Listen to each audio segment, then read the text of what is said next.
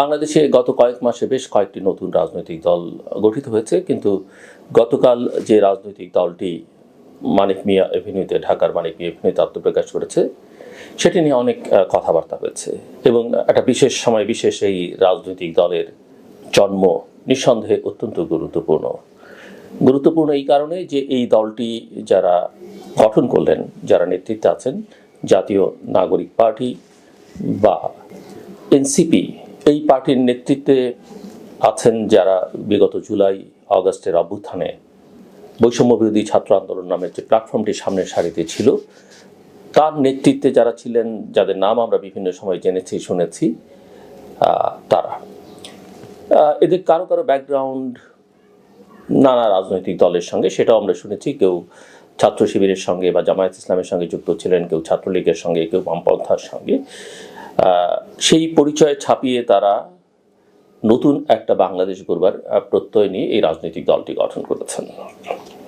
নানা রকমের বিতর্ক হয়েছে এই সময়টাতে, এটাকে কিংস পার্টি হচ্ছে কিনা, কেননা এই দল গঠনের প্রক্রিয়ার সঙ্গে যারা যুক্ত ছিলেন, বৈষম্য বিরোধী ছাত্র আন্দোলন, সেই আন্দোলনের সামনের সারির সমন্বয়করা, কারণ আমরা লক্ষ্য করেছি যে সেই প্ল্যাটফর্মে যারা ছিলেন বা সমন্বয় যারা ছিলেন সবাই একসঙ্গে নেই।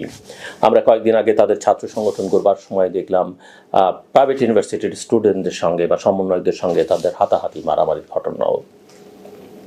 তারপরে কৌতূহল ছিল, এখানে অন্তত 3 জন উপদেষ্টা ছিলেন, একজন ইতিমধ্যেই পদত্যাগ করে দলের প্রধানের দায়িত্ব নিয়েছেন, আরও 2 জন এখনও আছেন, কেননা তারা নানাভাবে এই দল গঠন করবার প্রক্রিয়া, নতুন রাজনীতির কথা দীর্ঘদিন ধরে বলে আসছেন এবং এটা স্পষ্ট যে তাদের সঙ্গে একটা সংযোগ আছে।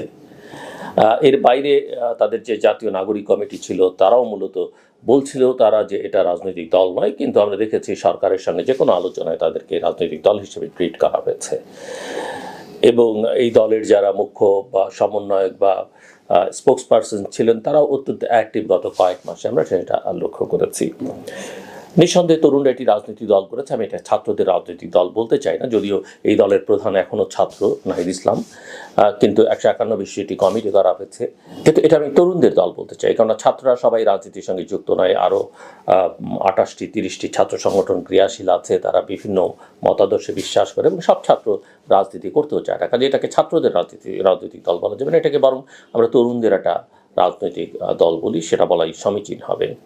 এবং অনেকের ধারণা যে এই দলের পেছনে বাংলাদেশের সমাজে ক্রিয়াশীল কিছু ব্যক্তিবর্গ আছেন, যারা তাদেরকে প্যাট্রোনাইজ করছেন, মেন্টর হিসেবে কাজ করছেন, তাদের বয়ান তারা তাদের মাধ্যমে জনসমুখে হাজির করবার চেষ্টা করছেন এবং তাদের বক্তব্য ডিসিমিনেট করবার জন্য কিছু পাওয়ারফুল ইনফ্লুয়েন্সার সোশ্যাল মিডিয়াতে বিশেষ করে, তারাও দেশের বাইরে থেকে তাদের জন্য কাজ করছেন।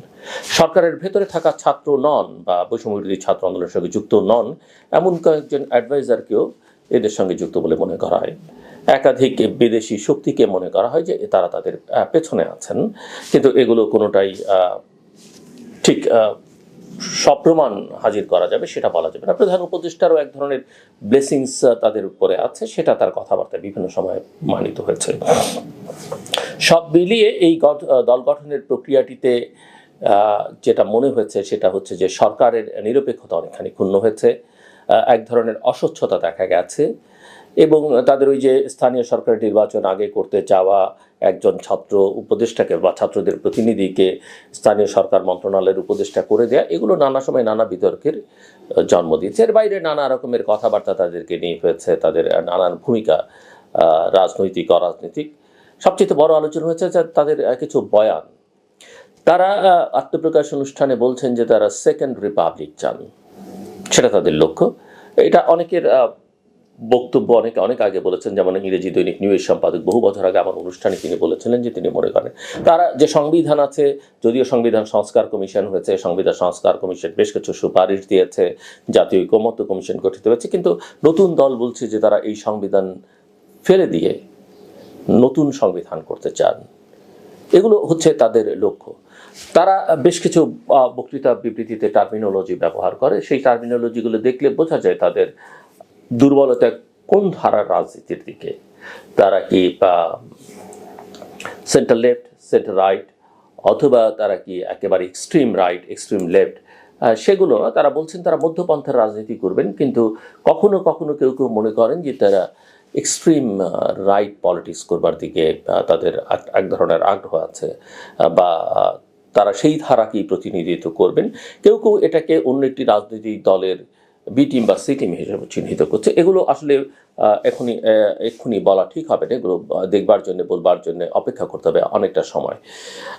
তবে যেটা লক্ষণীয় যে এই দলটিকে মোটামুটিভাবে সকল রাজনৈতিক দল তাদের আত্মপ্রকাশ অনুষ্ঠানে প্রতিনিধিত্ব ছিল, যদিও শীর্ষ পর্যায়ের কোনো নেতারাই সেই অর্থে ছিলেন না।